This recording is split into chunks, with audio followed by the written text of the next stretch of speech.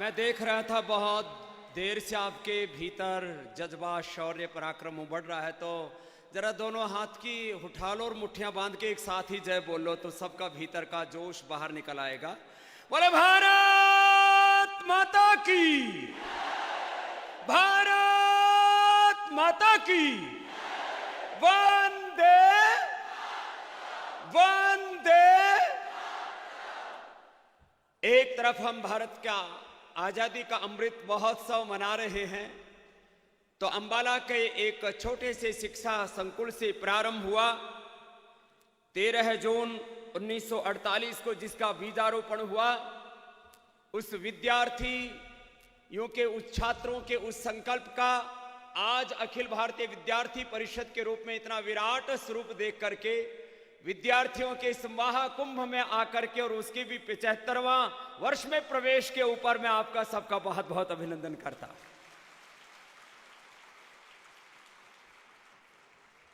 विद्यार्थी परिषद का क्या योगदान है, क्या उसका चरित्र है, बहुत ही शौर्य के साथ, वीरता और पराक्रम के साथ हमारे बहुत ही ऊर्जावान भाई याज्ञवल्क्य जी ने, एक तो याज्ञवल्क्य का उपनिषदों में अध्यात्मवाद का उद्घोष है, यहां राष्ट्रवाद का उद्घोष कर रहे थे। याज्ञवल्क्य जी का जोरदार अभिनंदन है, ऐसे तेजस्वी युवा होने ही चाहिए। और अभी अपनी पेन और डायरी निकाल लीजिए, मैं धारा प्रवाह भी भाषण देता हूं, लेकिन आज तुमको कुछ सीख देने आया।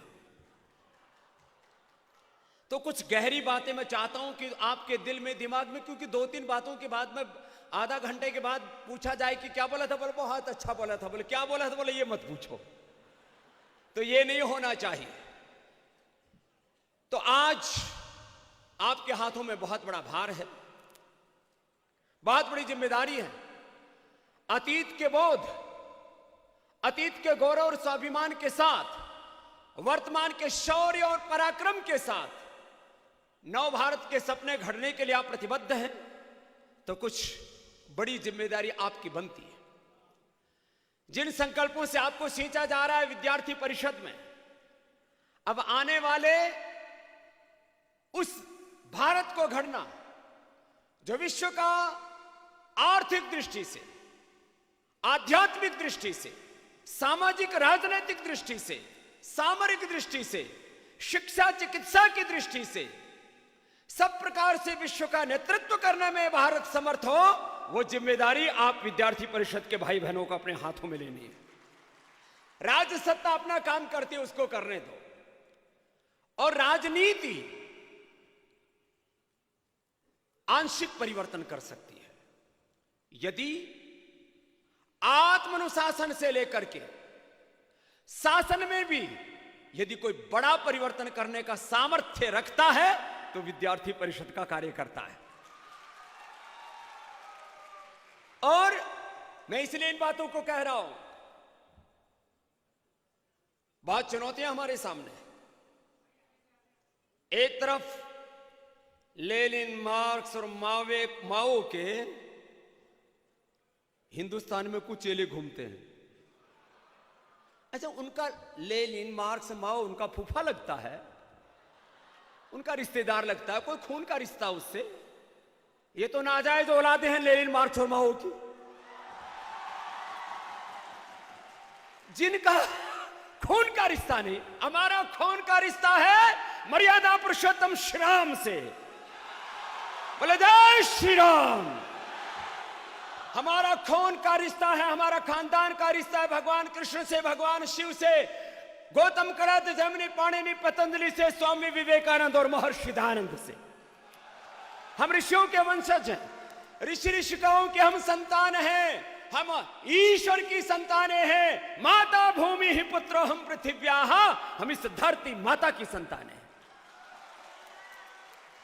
ये संघ विचार है, ये भारत का विचार, ये भारत बोध है हमारा, ये विद्यार्थी परिषद के विद्यार्थियों का भारत बोध है, ये आपका आत्मबोध है।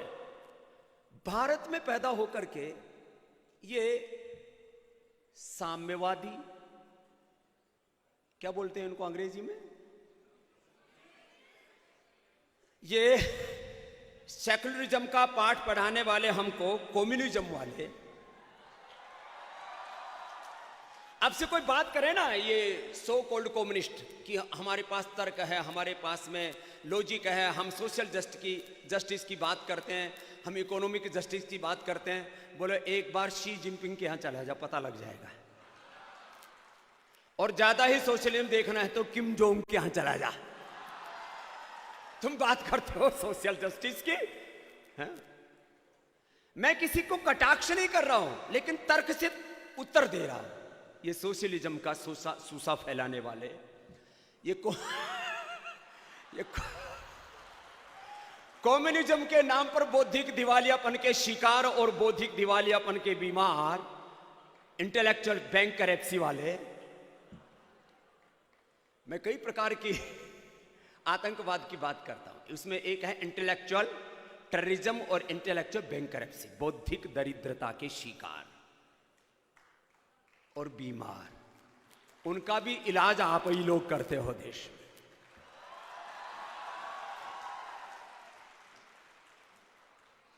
और आप में से बहुत से विद्यार्थी बौद्धिक दृष्टि से भी बहुत क्षमतावान हैं, पढ़ाई में भी मार्क्स बहुत अच्छे लेते हैं, लेकिन कुछ अच्छे ना भी लेते हो तो आंदोलन तो ठोक के करते ही करते हैं। लेकिन दोनों काम साथ साथ ठीक ठीक करना बच्चों। पढ़ाई में भी अच्छे नंबर आने चाहिए। मैंने थ्रू आउट हमेशा पहले नंबर पर रहा हूं, लेकिन जब आंदोलन करने की बात आई तो उस खानदान की भी जड़ें हमने ऐसी हिलाई कि अब बेचारे माफी मांगते घूम रहे हैं। अब इससे ज्यादा आगे बोलूंगा नहीं, बिना बोले ही सब कुछ हो जाता है, तो सब बातें बोल के कहीं नहीं जाती है। पढ़ाई में भी अच्छी से ध्यान देना अपना। पढ़ाई में कमजोर रहने का क्या प्रश्न है? भगवान ने हम सबको अपरिमित ज्ञान दिया हुआ है, अनंत सामर्थ्य, अनंत संवेदनाएं दी हुई है। हमारे तो डीएनए में भगवान रामकृष्ण का, ऋषियों का डीएनए है, तो उसमें बौद्धिक दरिद्रता का क्या प्रश्न है? तो ज्ञान विज्ञान के क्षेत्र में आपको प्रखर होना है। लैंग्वेजेज का भी नॉलेज, भाषा का बोध भी आपको होना ही चाहिए, सब्जेक्ट नॉलेज भी आपको होना चाहिए। लेकिन ये बहुत महत्वपूर्ण मैं आपको बात कहना चाहता हूं, जिंदगी में आपको कुछ बड़ा काम करना है तो वो शौर्य, वीरता और पराक्रम से होता है, और उससे आप भरे हुए हैं। ये शौर्य, ये वीरता, ये स्वाभिमान आपके रोम रोम में कूट कूट के भरा हुआ होना चाहिए हर समय। अखिल भारतीय विद्यार्थी परिषद के किसी विद्यार्थी को यदि रात को गाढ़ निद्रा से भी उठाया जाए तो उसके मुंह से भारत माता की जय का नारा गूंजना चाहिए। ऐसा आपके भीतर शौर्य, वीरता, पराक्रम और राष्ट्रभक्ति का जज्बा होना चाहिए। ये बात तो है, और उससे आप अनुप्राणित हैं, और इसकी आवश्यकता भी है। लेकिन विद्यार्थी परिषद के विद्यार्थियों को मैं 3-4 और क्षेत्रों में देखना चाहता हूं। राजनीति में आने वाले भविष्य में आप में से बहुत से बालक जिनको लगता है कि राजनीति से भी हम कुछ बड़ा परिवर्तन देश में ला सकते हैं, कुछ एमएलए बनेंगे, कुछ एमपी बनेंगे, कुछ सीएम बनेंगे और कुछ पीएम भी बनेंगे, लेकिन 15-20 साल थोड़ा अभी तसल्ली रख लेना, ज्यादा जल्दबाजी में मत फंसना। कुछ लोगों को लगता है जब चाय बेचने वाले का बच्चा इस देश में प्रधानमंत्री बन सकता है तो हमारा भी कभी ना कभी तो नंबर आएगा। लेकिन ये एक बात याद रखना बच्चों, कभी भी अपने मन में कुछ बनने की सोचना ही नहीं, करने की सोचना। मैंने कभी नहीं सोचा था कि मैं दुनिया का बहुत बड़ा योगा गुरु बनूंगा। अभी हमारे शाही जी बोल रहे थे, याज्ञवल्क्य जी बोल रहे थे कि एक सन्यासी, अभी हमने एक कंपनी की लिस्टिंग कराई, स्टॉक मार्केट में 148 वर्ष के इतिहास में पहली बार किसी सन्यासी ने जाकर के घंटा बजाया,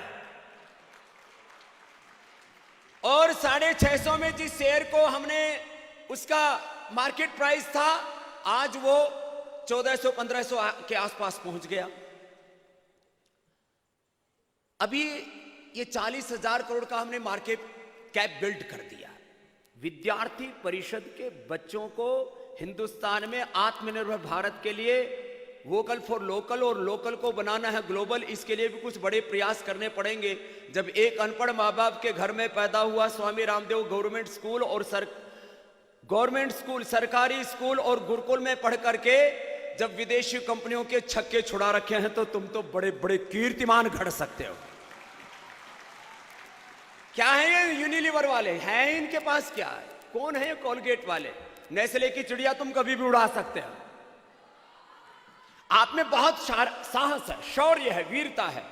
आपको हिंदुस्तान में आत्मनिर्भर भारत के भी नए सोपान चढ़ने और नए इतिहास गढ़ने, लेकिन उसके लिए आपको एक बहुत बड़ी प्रामाणिकता के साथ जीवन में पुरुषार्थ करना पड़ता है। जीवन का सबसे बड़ा कोई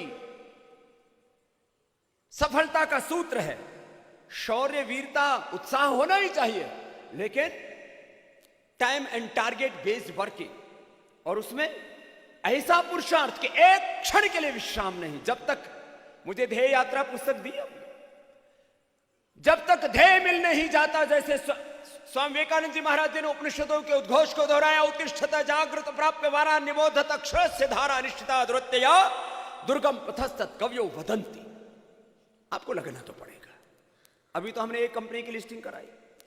मैंने कहा आने वाले 5 वर्षों में 5 कंपनियों की लिस्टिंग कराने का मेरा इरादा है, और करीब 5 लाख करोड़ रुपए से ज्यादा का आर्थिक सामर्थ्य भारत को समर्थ बनाने के लिए खड़ा करना है। और ये पुरुषार्थ मूलक अर्थ भारत को समर्थ बनाने में, और ये सारा पुरुषार्थ भारत माता को के परमार्थ में लगना चाहिए। अर्थ भी जो पुरुषार्थ सर्दित होता है वो परमार्थ के लिए लग सकता है। वैयक्तिक जीवन में अकिंचन रहते हुए, क्या शब्द बोला? वैयक्तिक जीवन में अकिंचन रहते हुए इस भारत माता को परम वैभवशाली देखने का सपना और जज्बा अपने अंतर्मन में संजो करके हमें ऐसे पुरुषार्थ करने हैं, और उसके लिए समय की परवाह नहीं करनी। 10 साल, 20 साल, 30 साल लगे रहो, एक मंजिल पर पहुंच जाओगे। कुछ को आर्थिक क्षेत्र में बड़े कीर्तिमान घड़ने, कुछ को राजनीतिक क्षेत्र में, कुछ को सामाजिक क्षेत्र में, कुछ को शिक्षा और चिकित्सा के क्षेत्र में, समाज जीवन के हर क्षेत्र में विद्यार्थी परिषद के विद्यार्थियों को, छात्रों को, युवाओं को एक नव प्रेरणा के साथ, नए शौर्य के साथ, हिम्मत के साथ, ताकत के साथ, और एक क्षण के लिए भी मन में हीनता का भाव ना आए, आत्मग्लानि एक क्षण के लिए भी ना आए। गीता कहां से शुरू होती है? गीता शुरू होती है क्लव्यमास्म गमा पार्थ न तत्त्वयुपद्यते क्षुद्र हृदय दौर्बल्यम त्यक्त्वा उत्तिष्ठ परंतप। गीता शुरू होती है अपने हृदय की क्षुद्रता को, दीनता को, आत्मग्लानि को, इसको छोड़ अर्जुन, अपने आप को पहचान।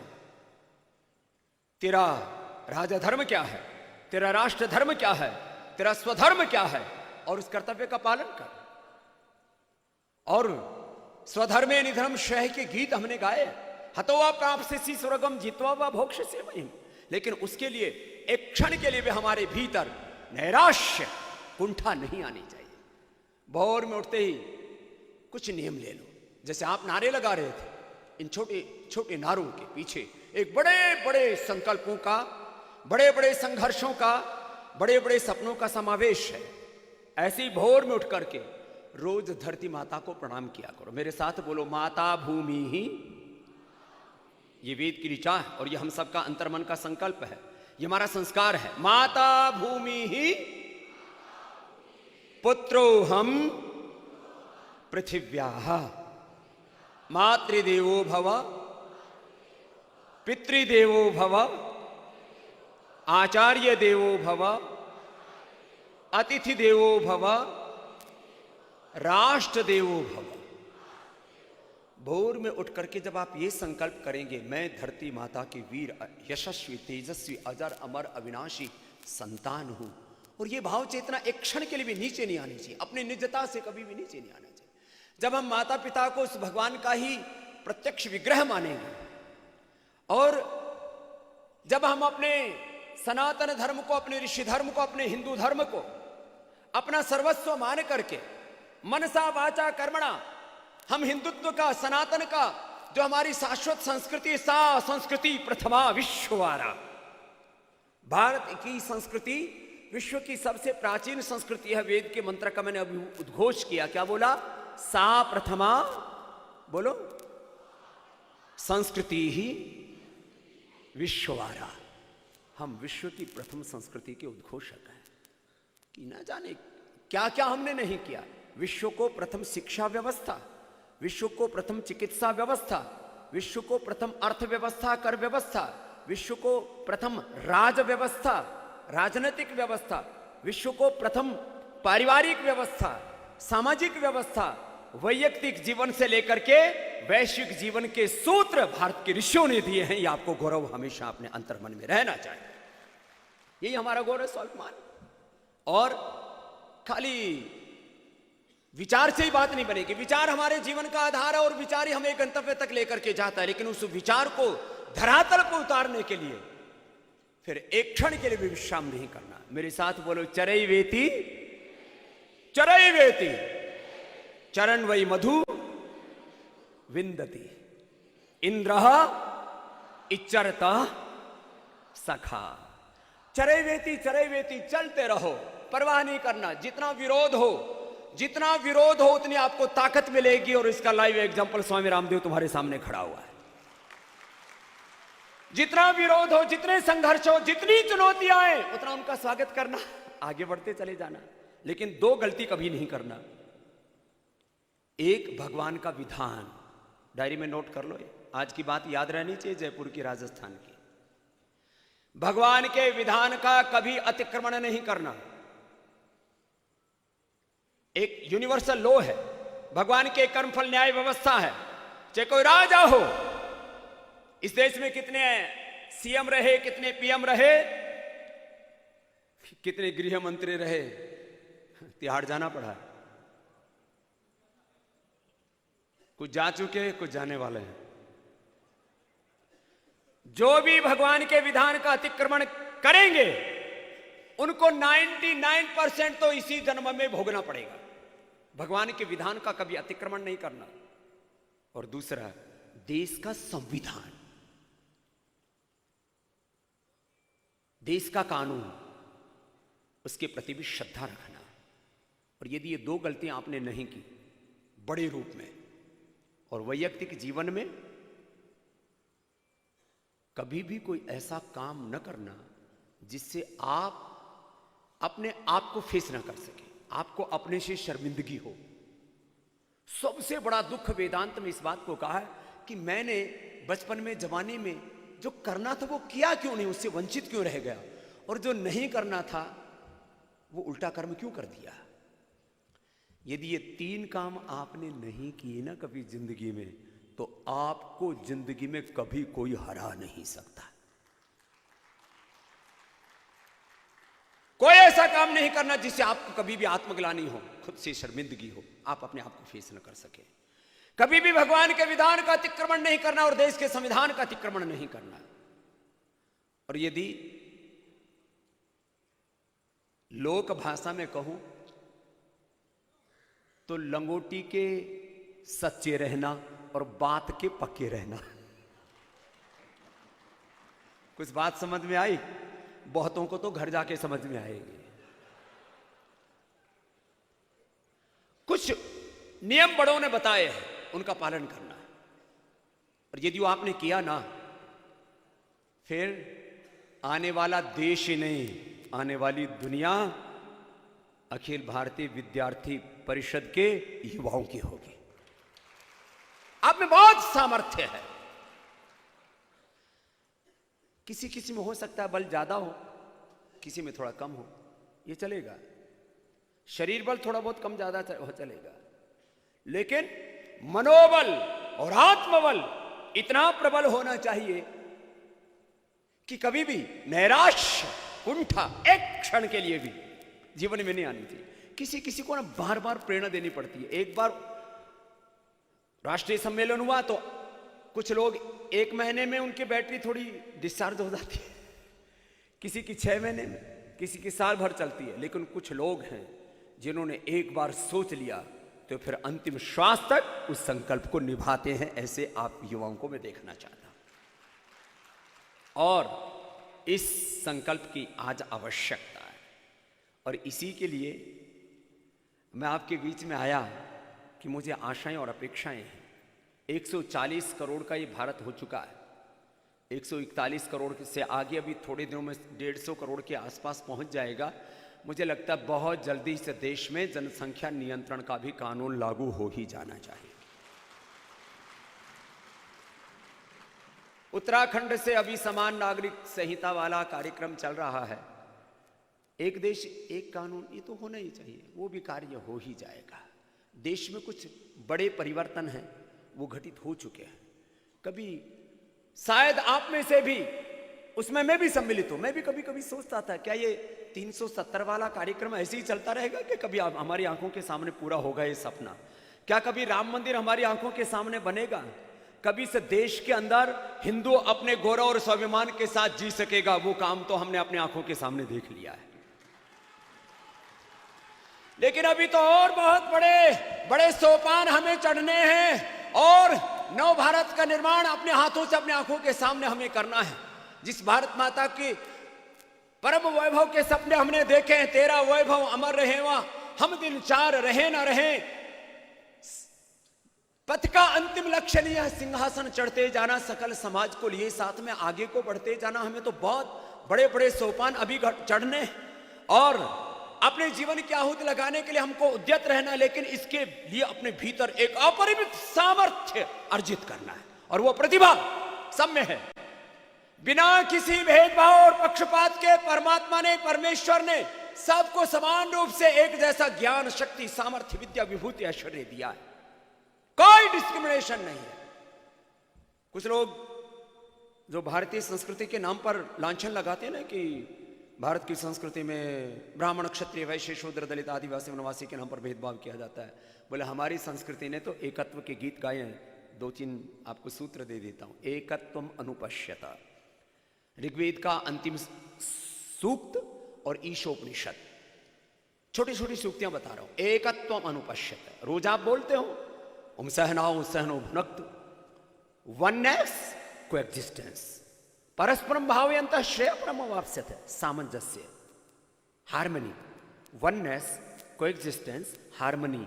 ये सूत्र हमने यूरोप से और कोई पश्चिम से नहीं पाए हैं, ये सूत्र हमारी संस्कृति के हैं। हमने कभी भेदभाव किया ही नहीं। ब्राह्मण, क्षत्रिय, वैश्य, शूद्र, दलित, आदिवासी, वनवासी, ये तो जातियों के नाम पर लोगों ने समाज को बांटा है। ब्राह्मण क्या है? ब्राह्मणों से मुखमासित बाहुराजन्य कृत उरूत दस्य यद्वैश्य पद्भ्याम शूद्रो अजायते। हमारे भीतर ही ये सिर हमारा ब्राह्मण है, ज्ञान से ओतप्रोत है। ये भुजाएं हमारी क्षत्रिय हैं, ये हमारी भी रक्षा करती हैं, और किसी दुर्बल पर यदि अत्याचार होता है तो उसके लिए भी हमारी भुजाएं खड़ी हो जाती है। क्षत्रिय, यही क्षत्रिय है, यही ब्राह्मण है, यही वैश्य है, और यही शूद्र है। शूद्र का मतलब अपवित्र नहीं होता, शुचि शुद्धौ, जो पवित्र है उसको शूद्र कहते हैं। बताओ, बोलो। कुछ लोग जो पढ़े लिखे नहीं, ऐसे बेवकूफ, लिटरेट, इडियट लोग भारतीय संस्कृति के बारे में कुछ भी बकबक करते रहते हैं। तो थोड़ा आज तो मुझे वक्त कम है, वक्त है कम, लंबी मंजिल, तुम्हें तेज कदम चलना होगा। ऐ परम तपस्या के पथ को तुम्हें नूतन पथ गढ़ना होगा। वक्त कम है, फिर भी जाते जाते कुछ 2-4 बातों पर आपका ध्यान दिलाना ये चाहता हूं कि भारतीय संस्कृति में कभी भी जाति के नाम पर कोई पक्षपात नहीं किया गया, स्त्री और पुरुष के नाम पर कोई पक्षपात नहीं किया गया। और किसी ने संस्कृत में कुछ लिख दिया हो तो संस्कृति में लिखी हुई हर बात, याद रखना महर्षि दयानंद का वचन, संस्कृत में लिखी हुई हर बात भारत की संस्कृति नहीं है। संस्कृत में तो कोई गाली भी दे सकता, ए गर्दभ, ए गधे, तो ये कोई भारतीय संस्कृति है? ए गर्दभ कुत्र गच्छति, ये कोई भारतीय संस्कृति है? इसलिए कोई आपको ये बोले कि तुम्हारे शास्त्रों में, तुम्हारे ग्रंथों में ये लिखा है, तो बोले तेरे फूफे ने लिखा होगा, हमारा लिखा हुआ नहीं है। ये लालची लोगों ने कुछ भी डांट ठोक दिया होगा कहीं पर भी। ये मिलावट और सब जगह चलते हैं, एडल्ट्रेशन। इसलिए कभी भी किसी भी स्थिति में लॉजिकली, प्रैक्टिकली कहीं पर भी कोई बात आए तो बोलो फिर स्त्रियों और शूद्रों को वेद क्यों नहीं पढ़ाते? बोले पतंजलि में जाकर के देख लो, स्त्रियों और शूद्रों को वेद पढ़ाया जा रहा है। ये भारतीय संस्कृति है। क्या दिख कहीं पर भी कोई आपके ऊपर किसी भी प्रकार से भारतीय संस्कृति के नाम पर, सनातन के नाम पर, हिंदुत्व के नाम पर लांछन लगाता है तो उसके ऊपर बौद्धिक दृष्टि से चाटा मारने की तर्क शक्ति आपके भीतर होनी चाहिए। और सबसे बड़ी बात यह है, अपने जीवन से ऐसा करके दिखाओ। जिंदगी में कभी भी जातियों के नाम पर और इधर उधर के नाम पर, भेदभाव के नाम पर कभी क्यों अपने दिल में कोई संकीर्णता रखना? आज मैं आपके सामने खड़ा हूं, मैंने पूरे देश के अंदर लगभग 25 लाख किलोमीटर की यात्रा की, 10 करोड़ से ज्यादा लोगों को मैंने योग सिखाया, और अभी तो मैं जवान हुआ हूं, अभी तो मेरी 50 साल की यात्रा भी बाकी है। ए जवानों, जोश तुम्हारा ऐसा होना चाहिए। अभी भी मैं सीआरपीएफ के जवान वो सिक्योरिटी में लगा रखे हैं, मैं दौड़ता हूं तो 2 शिफ्ट में दौड़ना पड़ता है उनको। इतना शौर्य होना चाहिए आपके भीतर। और तुम्हारी भुजाओं में अपरिमित बल होना चाहिए। बलम उपास्व, वेद का मंत्र क्या है? बोलो बलम उपास्व। बोलो नायम आत्मा बलहीने लभ्य, शरीर बल। जो एवीवीपी का विद्यार्थी कम से कम 10 सूर्य नमस्कार नहीं लगाता, वो निस्तेज है, वो निकम्मा है, वो निखट्टू है, वो प्रमादी है। तो आज जरा दोनों हाथ उठा करके संकल्प लेके जाओ कि 10 अंगुलियां खड़ी है ना, दोनों हाथ उठाओ, बोले भारत माता की, भारत माता की। तो दोनों हाथ उठा के रखो, अभी संकल्प करो, 10 बार बोलो, जोर से बोलो, 10 बार सूर्य नमस्कार अवश्य करेंगे। हम नीचे कर लो। बोले स्वामी जी आपने तो उठा रहे, संकल्प करा दिया, सोचा विचारा ही नहीं हमने तो। अच्छे बात में सोचने विचारने की जरूरत। पूज्यपाद गोस्वामी तुलसीदास जी महाराज कहते हैं, भाय कुभाय अनख आलस हु, नाम जपत योग करत, वेद पढ़त मंगल दिशिदस हो। अच्छा लगे या ना हो, इच्छा हो या ना हो, चाहे जैसी परिस्थिति हो, चाहे जैसी मनस्थिति हो, हमें धर्म के मार्ग पर, सनातन के मार्ग पर, ऋषियों के मार्ग पर चलना है। इसमें कोई विचार करने की आवश्यकता ही नहीं। तो 10 बार सूर्य नमस्कार करना। मैं अभी भी 500 दंड लगाता हूं, तुम 100 तो लगा ही लोगे ना। चेहरों की मुस्कान तो यही बता रही है। साहब ये आपके लिए भी है, सेम टू यू। बेटा आप भी थोड़ी और मजबूत हो जाना। वैसे तो बड़ी बहादुर बेटी है, हाँ राजस्थान की छोरी है। यहाँ चूरमा खा करके लोग शूरमा तैयार हो जाते हैं, खीर खा करके वीर तैयार हो जाते हैं। हाँ तो सुनो, कम से कम 100 बार दंड बैठक लगाया करो। थोड़ा भस्त्रिका कपाल भाती भी करते हो कि नहीं करते?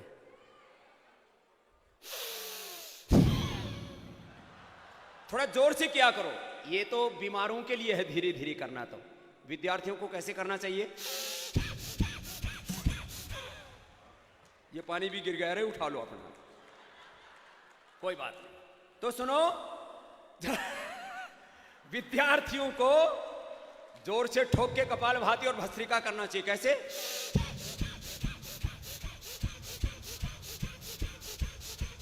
एक मिनट में भी पसीना आ जाए, दिसंबर जनवरी में भी। इसलिए मैं कभी गर्म कपड़ा पहनता ही नहीं। यदि विद्यार्थी परिषद के बच्चे को, जवान को गर्म कपड़ा पहनना पड़ रहा है, इसका मतलब भीतर की गर्मी खत्म हो गई है। अब अपना हिसाब किताब खुद लगा लेना, कितने पानी में हो। थर्मामीटर तुम्हारे ऊपर ही लगा हुआ है। दूसरा, कपाल भाती करना। किसी ने गर्म कपड़े पहन रखे, अभी इधर देखा ताका झांकी मत करो, कपाल भाती करना थोड़ा। हाँ दोनों बातें। मेरा काम सब, अब योग ना बताऊं तो फिर तो मेरा मतलब मेन काम तो बाकी रह जाएगा। कपाल भाती करना, थोड़ा अनुलोम विलोम करना। अच्छा बताओ, योगी होके जीना चाहिए कि रोगी? योगी और निरोगी होकर के जीना चाहिए, इसमें क्या बात है? देश का पैसा देश में रहना चाहिए कि विदेश में जाना चाहिए? एक मेरे से बोला, बाबा मैं तो दंत कांति प्रयोग नहीं करूंगा। तो मैंने कहा, कोलगेट वालों के तहत तूने छोरी ब्याह रखी है, तेरे फूफा ला गए हैं वो, तेरे रिश्तेदार हैं। अरे तेरे को अच्छी चीज दे रहे हैं, विरोध करना तो स्वामी रामदेव का विरोध कर, पतंजलि गाय का घी खाया कर, दंत कांति लगा करके खूब विरोध किया कर, कोई दिक्कत नहीं है। विरोध अपनी जगह रखो भाई, देश का हित तो साधो पहले। जो ये स्वदेशी का काम खाली पतंजलि का नहीं है, मैं तो चाहता हूं पतंजलि जैसे कम से कम 1000 ब्रांड आप यो इस देश में खड़े कर दें, देश के लिए खड़ा करें। और ये विदेशी ब्रांडों की गुलामी कोई विद्यार्थी को नहीं होनी चाहिए। विदेशी घड़ी, विदेशी गाड़ी, विदेशी मोबाइल, विदेशी शर्ट, विदेशी जूते चप्पल ब्रांडेड होने चाहिए। यहां कोई चीज ब्रांडेड नहीं है, सब भगवाई भगवा है, और भगवे का ही जलवा है तो इस देश के अंदर। तो सुनो, अब समापन की ओर बात जा रही है। तो आज मेरा लगभग 10 दिन पहले तक मुझे पता भी नहीं था यहां अखिल भारतीय विद्यार्थी परिषद का आज ये 68वां उसका अधिवेशन है, उसका अमृत महोत्सव मनाया जा रहा है। आदरणीय श्री दत्तात्रेय होसबोले जी ने मुझे एक दिन अनायास फोन किया, बोले स्वामी जी क्या आप 25 तारीख को जयपुर जा सकते हैं? मैंने कहा जी कहीं पर भी होगा, आपकी आज्ञा है तो पहुंच ही जाएंगे। क्योंकि पहली बार मुझे दत्ता जी ने किसी कार्यक्रम के लिए फोन किया। कल मैं हरिद्वार से चला, मुंबई पहुंचा, सुबह 5 बजे कार्यक्रम था, जिधर से हमारी बेटी यहां पर आई हुई है प्रेरणा जी। हाँ, प्रेरणा जी के लिए भी जोरदार तालियां बजा दो भैया। मातृशक्ति को भी बराबर की भागीदारी है। फिर कोई कहे कि यहाँ तो स्त्री और पुरुष में भेदभाव, कहाँ होता है भेदभाव? इधर याज्ञवल्क्य किया, उधर प्रेरणा है, जोरदार तालियां हो जाए। यहाँ तो हम तो समान रूप से मातृशक्ति को महिमा मंडित करते हैं, उसको प्रथम पूज्या कहते हैं। सुबह 5 बजे ठाणे में प्रोग्राम किया, 1 बजे वहां कार्यक्रम खत्म करके अब यहाँ पहुंच गया। अब मुझे शाम तक फिर हरिद्वार लौटना है। तो मैं दत्ता जी जो आपसे भी बहुत प्रेम करते हैं, उन्होंने फिर आशीष को लगा दिया। मैंने कहा आशीष जी मैंने बोल दिया तो बस मैं कैसे भी पहुंचूंगा, मैं आपके पास में आ जाऊंगा। और मुझे आकर के गौरव अनुभव हो रहा है, मैं भारत के भविष्य के सामने खड़ा हूं।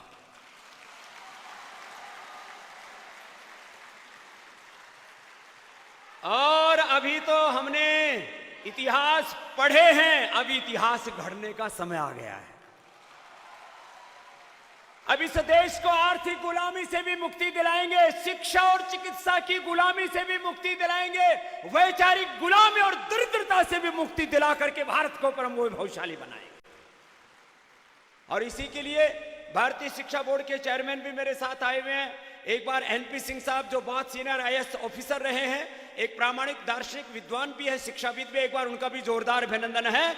आगे जो संस्कार आपको विद्यार्थी परिषद में दिए जाते हैं, उन संस्कारों के बीज हम बचपन से विद्यार्थियों के मन में बोएंगे। ये काम भारतीय शिक्षा बोर्ड के माध्यम से होगा।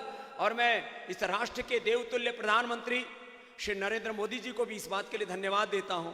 आदरणीय अमित शाह जी के साथ करीब 50 बार मेरी मीटिंग हुई होंगी इस बात को लेकर के, लेकिन 1835 में जो मैकाले पाप करके गया था, उस पाप को भी साफ करने का काम आप लोगों को अभी आगे करना है। अब मैं लिख के तो कुछ और ही लाया था, बोलने कुछ और लग गया। मैंने सोचा था जा रहा हूं तो कुछ नोट्स बना लूं, लेकिन ये फिर अगली बार के लिए रिजर्व रख लेता हूं, क्योंकि मुझे पावर पॉइंट प्रेजेंटेशन या लिख करके बोलने की आदत नहीं है। जो भीतर से आता है वो बोल देता हूं। और बस इतना कह करके जा रहा हूं कि आप लोगों से खाली विद्यार्थियों को और युवाओं की अपेक्षाएं नहीं है, वो तो आपने कीर्तिमान बना दिया है। 1400 पूर्णकालिक कार्यकर्ता है, और अब अभी 717 नए ऊर्जावान कार्यकर्ता, उसमें 126 बहनें और 45,46,845 विद्यार्थियों का और युवाओं का एक नया सैलाब आपके साथ जुड़ा है। यह है भारत की युवा शक्ति। और वो भारत का युवा भारत बोध के साथ, आत्मबोध के साथ, अपने गौरव, शौर्य और स्वाभिमान के साथ आपसे राष्ट्र हित के लिए, विद्यार्थियों के हित के लिए और इस भारत माता को परम वैभवशाली बनाने के लिए आपके साथ खड़ा है। तो मैं अक्सर 2 लाइन गाया करता हूं। उठो जवान देश की वसुंधरा पुकारती, उठो जवान देश की वसुंधरा पुकारती, देश है पुकारता पुकारती माँ भारती, देश है पुकारता पुकारती माँ भारत। रगों में तेरे बह रहा है खून राम श्याम का, रगों में तेरे बह रहा है खून राम श्याम का, जगत गुरु गोविंद और राजपूत शान का, जगत गुरु गोविंद और राजपूत शान का। तू चल पड़ा तो चल पड़ेगी, चल पड़ा तो चल पड़ेगी साथ तेरे भारती, देश है पुकारता पुकारती माँ भारती, देश है पुकारता पुकारती माँ भारत।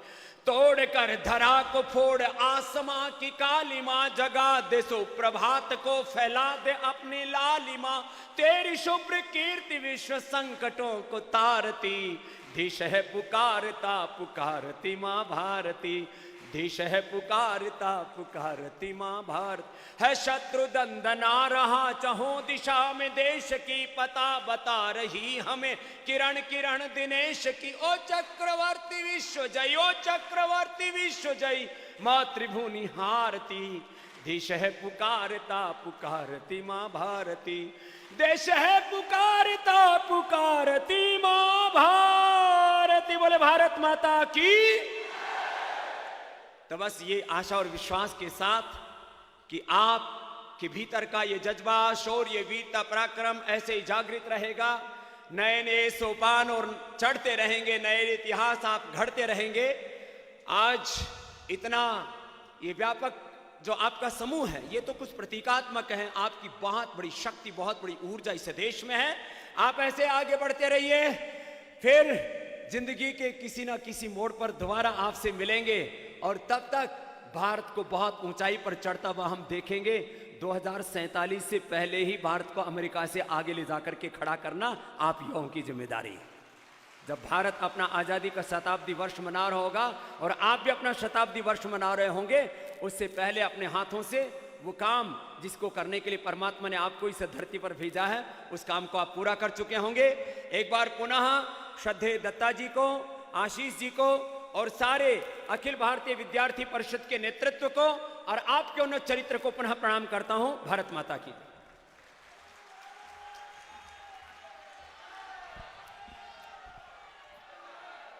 धन्यवाद स्वामी जी। अब मैं आभार ज्ञापन हेतु स्वागत समिति के सचिव श्री विष्णु चैतानी जी को आमंत्रित करती हूं।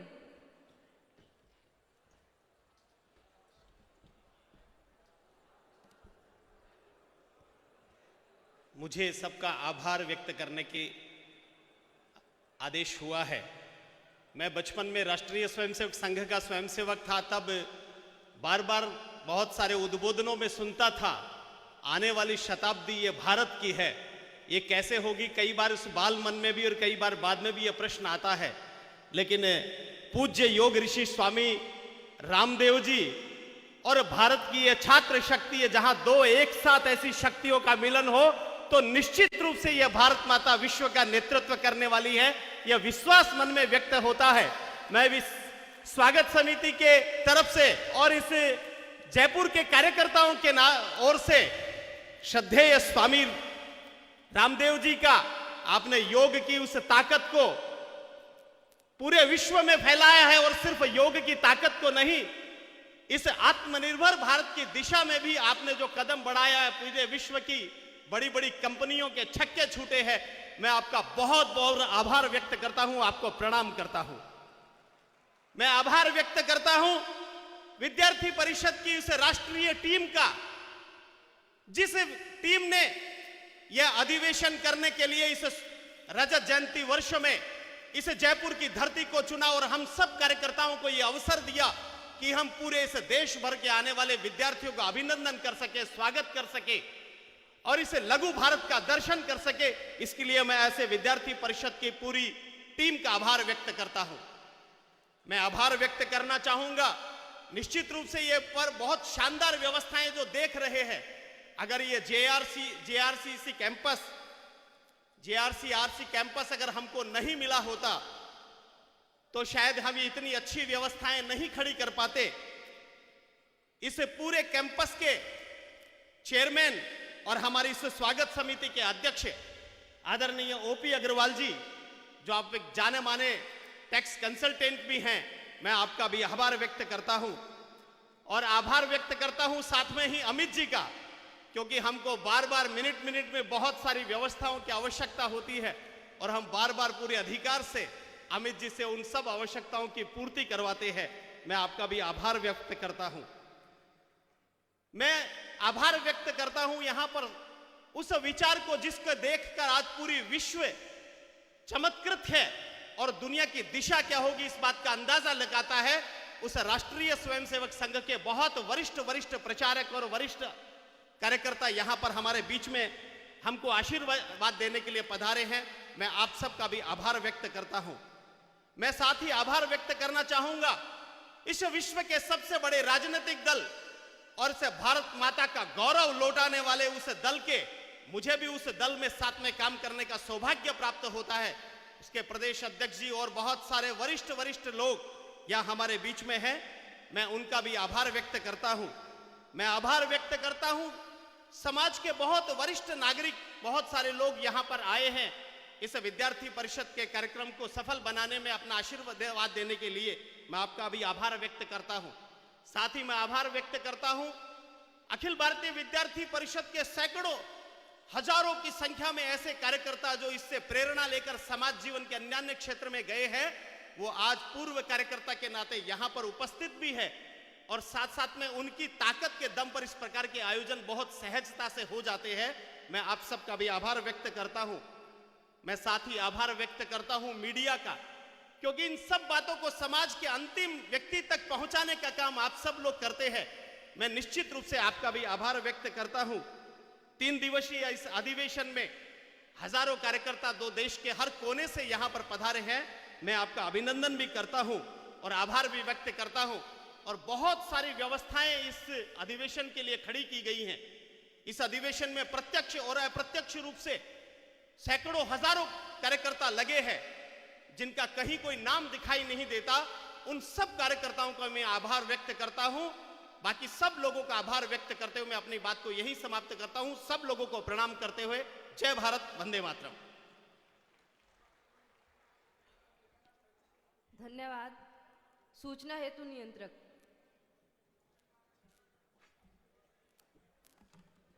यह उद्घाटन सत्र कार्यक्रम संपन्न हुआ। मैं मंचस्थ अतिथियों से आग्रह करता हूं कि आप अतिथि कक्ष की ओर प्रस्थान करें। सभी आमंत्रित अतिथियों से विनम्र निवेदन है, कृपया आप सभी अल्पाहार हेतु